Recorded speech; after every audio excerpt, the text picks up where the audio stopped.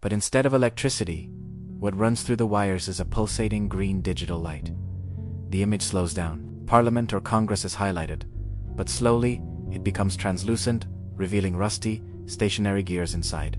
Above the city, in the dark clouds, silhouettes of gigantic, modern structures begin to form, blocking out the moonlight. Have you ever had the strange feeling that, no matter who you vote for, the end result always seems the same? You are trained to believe that governments control the money, that power resides in palaces, presidential sashes, and public speeches. But what if all of that is just well-rehearsed theater? What if true authority has no face, has no flag, and operates in absolute silence? We are talking about invisible institutions, shadow banks.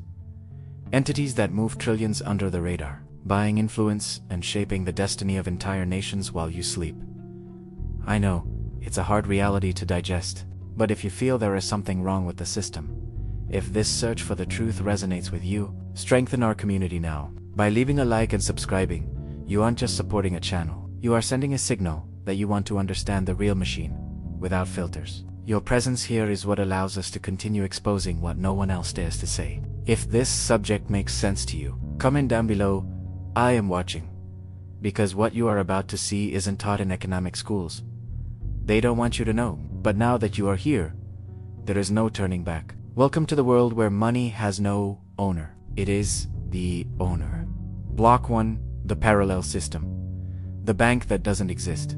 To understand the magnitude of what we are about to unveil, we must first shatter the infantilized image that has been built in your mind about what a bank is. When you think of that word, the visual memory the system implanted in you is that of a corner branch, with revolving doors, managers in suits offering coffee, blinking ATMs and physical steel vaults, guarding paper notes. That is the facade, the scenery painted to keep the population calm, believing that there is order, that there is oversight, and, above all, that there is safety. But the operating reality, the one that dictates the flow of the world, happens far from the public eye, in a deep layer of financial abstraction we call shadow banking. The parallel banking system is not a metaphor for illegal mob activities in dark alleys. It is something far more sophisticated, sanitized, and terrifying. We are talking about a colossal network of financial intermediaries that perform the same functions as traditional banks, lending money, transforming maturity dates,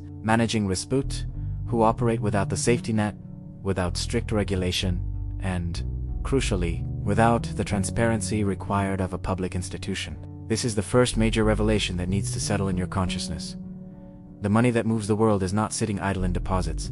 It is in constant motion, flowing through hedge funds, special purpose vehicles, money market funds, and complex securitization structures. Unlike the bank where you have your checking account, these entities do not take deposits from ordinary citizens. They operate behind the scenes, dealing with institutional investors, gigantic corporations, and sovereign wealth funds. The mentality here is not wealth preservation, but aggressive leverage. They take $1 and transform it, through financial engineering, into 10, 100, $1,000 of virtual credit, creating a phantom liquidity that sustains entire markets. It is a modern alchemical transformation, where risk is sliced, repackaged, and sold repeatedly until no one knows where the origin of value lies or who is holding the debt time bomb.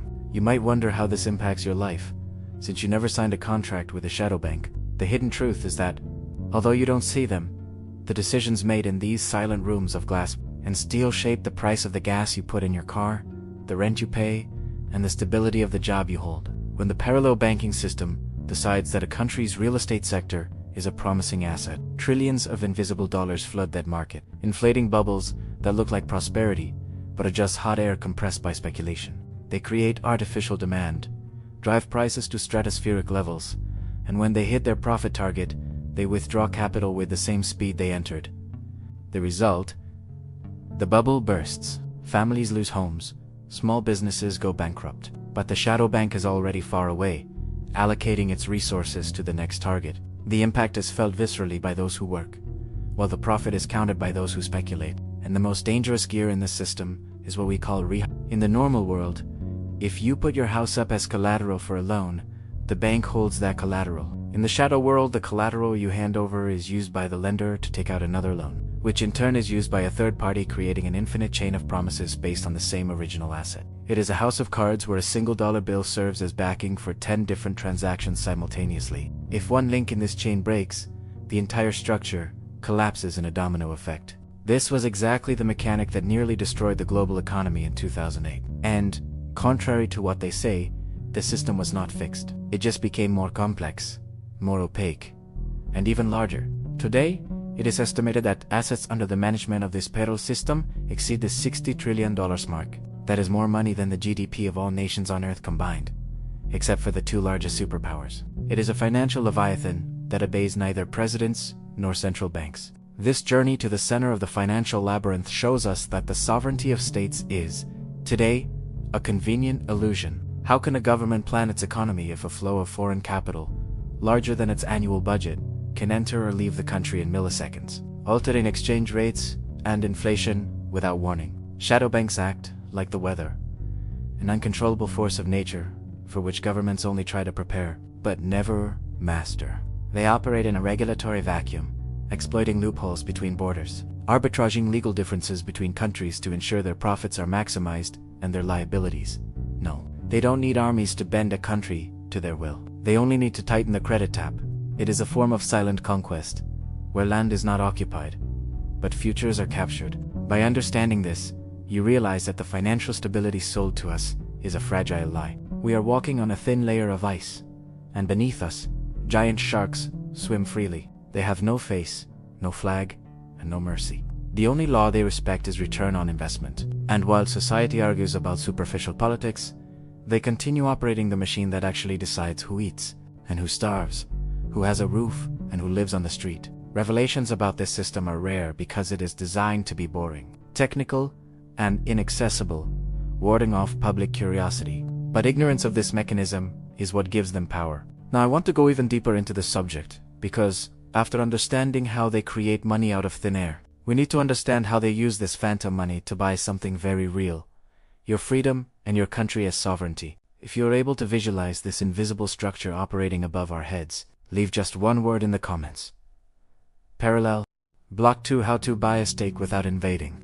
If we look at the timeline of human history, we realize that the conquest of territories has always followed a brutal and noisy pattern. Armies marching cannons, firing borders, being redrawn with blood, and treaties signed at the point of swords or rifles. But in recent decades, there has been a silent and terrifying transformation in the art of war. The era of military invasions for resource control has become obsolete, expensive, and politically inconvenient. Why spend billions keeping troops on foreign soil and dealing with local uprisings when you can simply buy the landlord? The new battlefield is not geographic, it is accounting. And the most lethal weapon ever invented is not nuclear. It is sovereign debt. This is where shadow banks work their darkest magic, converting entire nations into financial colonies without firing a single shot. Hidden truth that rarely appears in the headlines of traditional newspapers. The process is seductively simple and begins with an offer that seems impossible to refuse. Developing countries, or even powers in crisis, desperately need liquidity to keep the public machine running, paying salaries, building infrastructure, keeping election promises. Traditional banks and international bodies have rules, they have bureaucracies, they have limits. The parallel banking system, however, has an appetite. They arrive with the necessary capital, buying public debt bonds, financing deficits, and injecting fast money into the economy. Initially, this is seen as a sign of confidence. An economic boom, the government celebrates, the people consume, and the illusion of prosperity sets in. But this capital injection is not a donation. It is a rope that slowly begins to tighten around the state's neck. The mentality of these invisible creditors is not the social development of the nation they fund, but rather the maximum extraction of value. They don't care about literacy rates or public health. They care about yield and the collateral of real assets. When the debt reaches a critical point, and it always does, as the system is designed for the exponential growth of compound interest, the scenario changes drastically. The country can no longer pay. In an old scenario, this would lead to war. In the current scenario, it leads to a negotiation. It is at this moment, in the dark back rooms of offices in New York, London, or Geneva, that a country's sovereignty dies. The people's representatives, democratically elected, sit at the table with executives that no one elected, representatives of these shadow funds and financial conglomerates. The message is clear.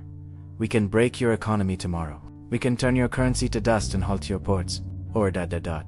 We can renegotiate.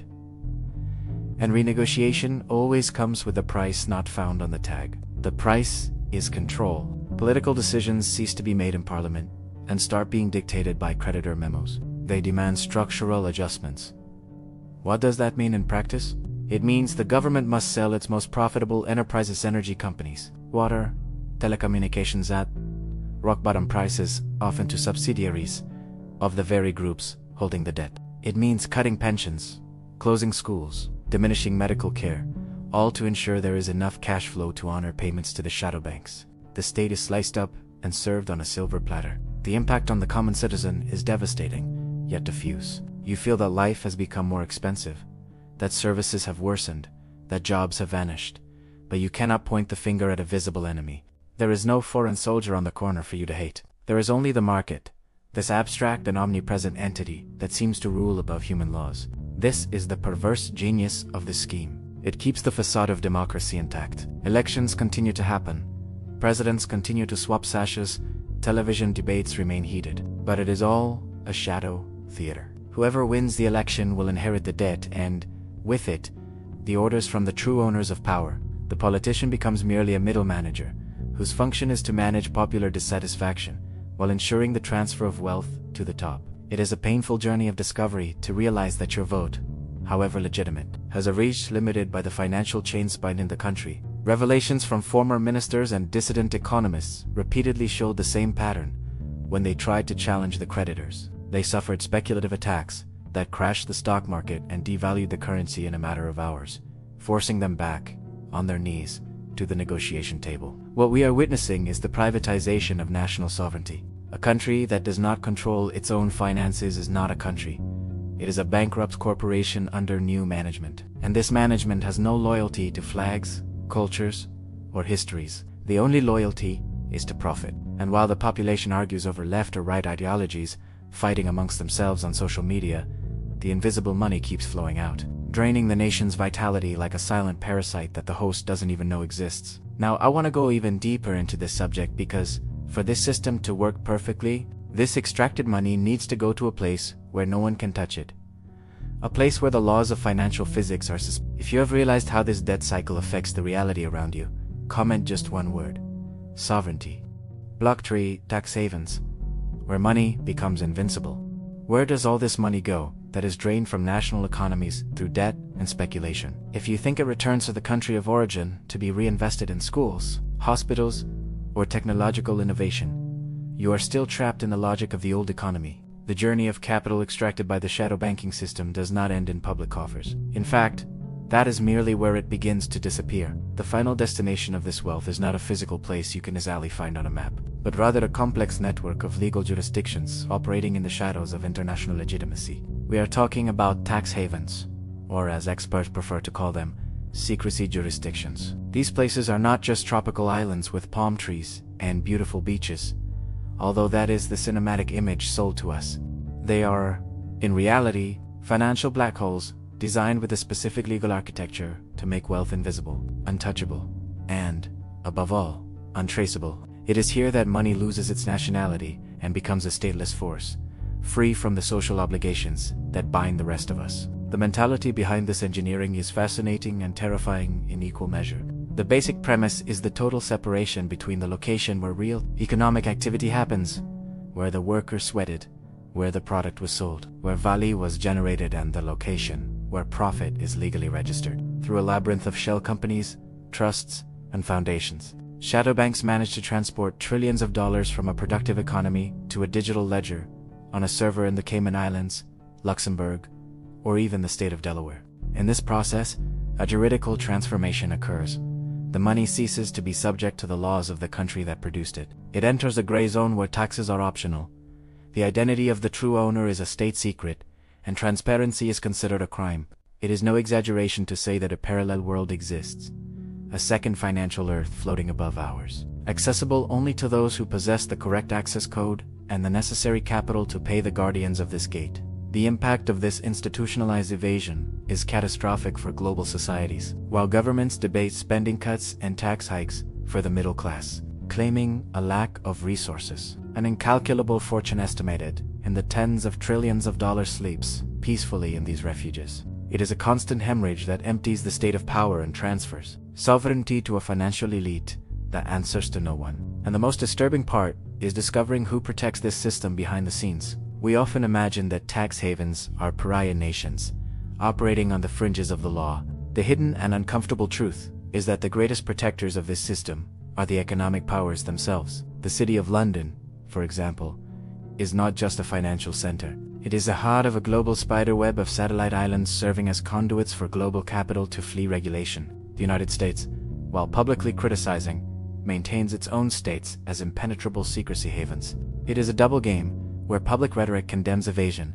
but legislative decisions ensure the back doors remain wide open. Within this ecosystem, the concept of ownership dissolves. If you tried to trace who owns a skyscraper in London or New York financed by shadow banks, you would find a limited company registered in the British Virgin Islands, which in turn is owned by a trust in Jersey whose beneficiaries are shielded by lawyers in Geneva. It is a Russian nesting doll of obscurity, designed to frustrate any attempt at accountability. Neither divorces, nor criminal proceedings, nor political revolutions can penetrate this armor. The money that arrives there becomes immortal. It outlives its creators and keeps growing, fed by tax-free compound interest, creating financial dynasties that accumulate enough power to challenge governments but never appear on Forbes lists. This invisibility is the key. Real power does not want to be a celebrity. It wants to be a ghost. The revelations that surface occasionally, like the Panama Papers or the Pandora Papers, are merely glimpses, small cracks of light that momentarily illuminate the darkness of this vast underground ocean. They show us that politicians, monarchs, celebrities, and criminals share the same banker, use the same escape routes, and place their trust in the same system of silence.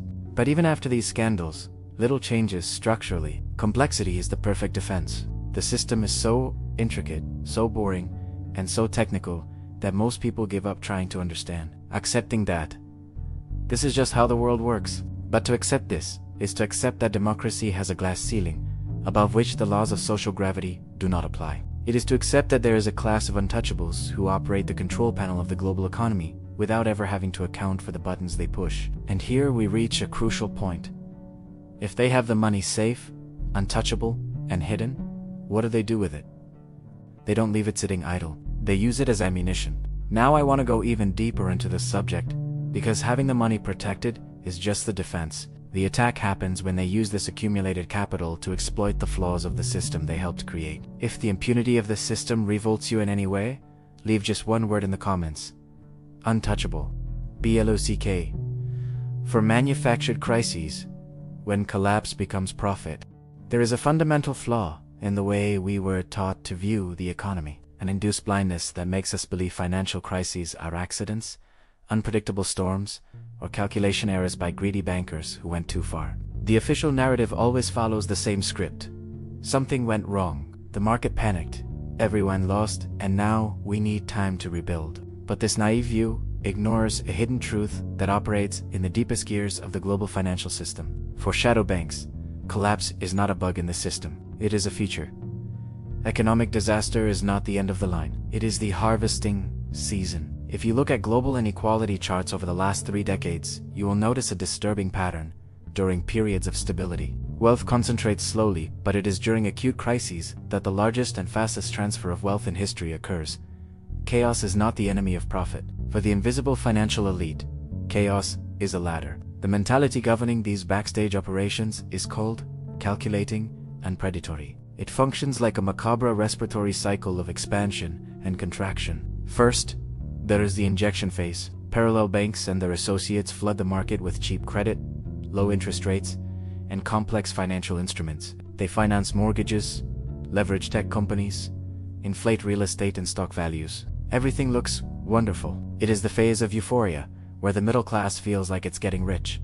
Consumption explodes, and the economy seems invincible. But this prosperity is artificial, built on a fragile foundation of unsustainable debt. They know this because they were the ones who designed the architecture of the bubble.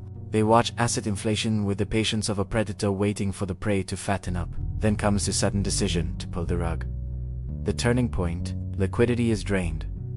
Interest rates rise. Credit, once abundant as water, dries up instantly, panic sets in, and this is where the dark magic happens. The common citizen, the small business, and even entire governments, who went into debt believing in the eternal rise, suddenly find themselves unable to honor their commitments. Asset values plummet. Houses, factories, land, energy infrastructure, everything goes into liquidation. Desperation forces sales at any price. And who is on the other side of the counter, with boxers full of cash and intact credit lines, ready to buy the world for pennies on the dollar? Exactly the same shadow banks that helped inflate the bubble years before. They didn't lose money on the crisis. They used it to buy real assets, things you can touch, use, and that generate intrinsic value at liquidation prices. This transformation of virtual assets into real ownership is the ultimate goal. While families lose their homes and countries privatize their water and electricity to pay interest, these gigantic funds accumulate the definitive title deed to the planet. It is a journey of power consolidation that happens in broad daylight, yet camouflaged by the noise of the news cycle that focuses only on unemployment and inflation, never pointing to who is buying the ruble. The impact is that, with every cycle of crisis and recovery, ownership of the world becomes more concentrated in fewer hands. The 2008 crisis was not a mistake. It was the largest real estate acquisition event in modern history by private corporations. Subsequent crises followed the same playbook. They buy at the bottom what you are forced to sell to survive, and sell at the top when the cycle restarts, profiting on both ends of the tragedy. Revelations about how these funds operate during chaos show that they go as far as betting against the very economy they finance. They use derivatives and short selling to profit specifically from corporate bankruptcies and the collapse of national currencies. Imagine taking out a life insurance policy on a terminal patient and, at the same time, being the owner of the hospital who decides to pull the plug. It is a conflict of interest of biblical proportions, yet perfectly legal within the rules their own lobbyists wrote. Volatility is their oxygen. A stable, predictable, and peaceful world is bad for shadow banking business. Because in a stable world, profit margins are low and arbitrage opportunities are scarce. They need fear. They need uncertainty. They need you to be worried about the price of rice tomorrow, so you do you and notice they are buying the farm today. Now I want to go even deeper into this subject, because understanding the mechanics of the crises is only half the equation. The other half is understanding what happens when this financial power becomes so absolute that it ceases to be merely economic and starts dictating the very political and social reality we live in, becoming a force that hovers above any human law. If you have already noticed how the rich get richer precisely when everything seems to be falling apart, comment just one word: cycle. Governments change, presidents come and go, but invisible money remains. It doesn't stand on podiums, it doesn't participate in debates, and it doesn't ask for your vote. Yet, it decides the future of entire nations long before the polls open. Understanding who actually controls the flow of capital is the only way to stop being just a pawn on their board. If having access to this deep analysis adds value to your worldview and better prepares you for what lies ahead, subscribe to the channel. It is the best way to ensure that we continue, together, exploring what no one else dares to say. Leave a like if this journey opened your eyes today, and to show that you are part of the minority that seeks the truth until the very end. Comment the phrase below: invisible power. But this mechanism has another layer, one that directly affects your wallet right now.